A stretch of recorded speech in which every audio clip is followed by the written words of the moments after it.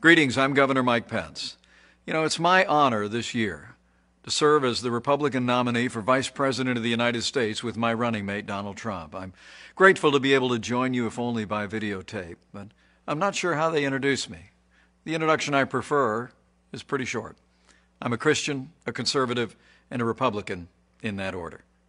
And really, it's as a fellow believer that I'm particularly honored to be able to address you today. I know every one of us has our own story about how we came to faith.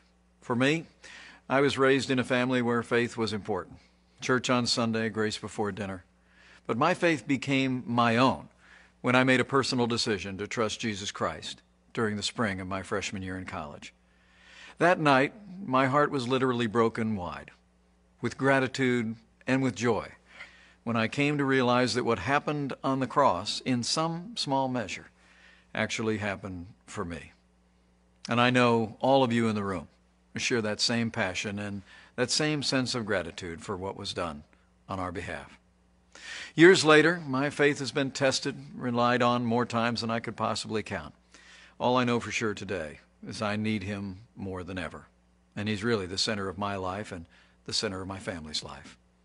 You know, God's love really eclipses our failings, and as always, he's been a source of renewal and strengthening for this nation and for people of faith throughout our history.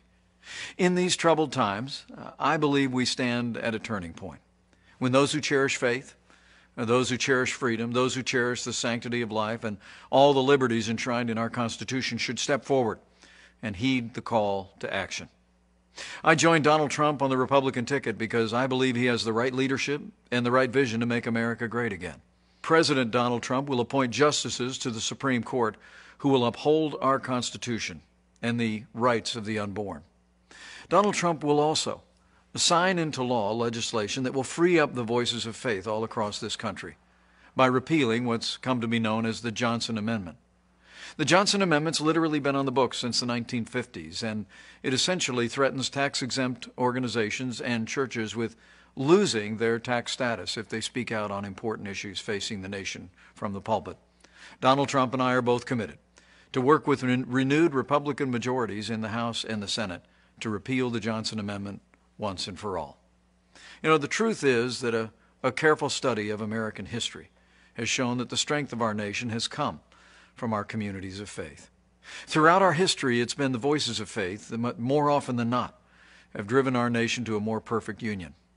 It was the pulpits around the American founding that thundered against the tyranny of King George.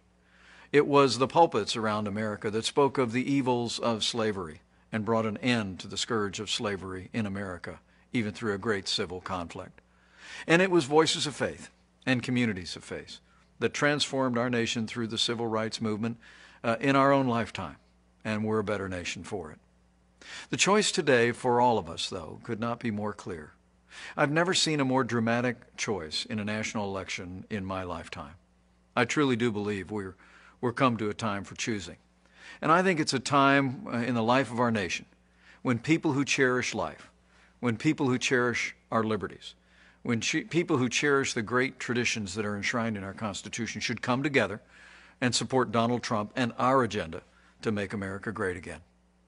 In these troubled times at home and abroad, challenging times for American families, I'd like to encourage you to do one more thing, and that is to bow the head and bend the knee in the days that remain in this election.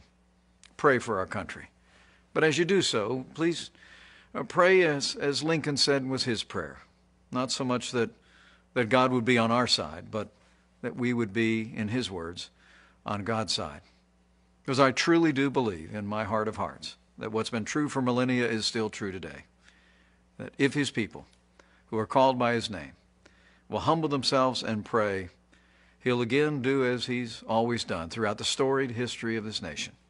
He'll hear from heaven, and he'll heal our land, this one nation under God, indivisible, with liberty and justice for all.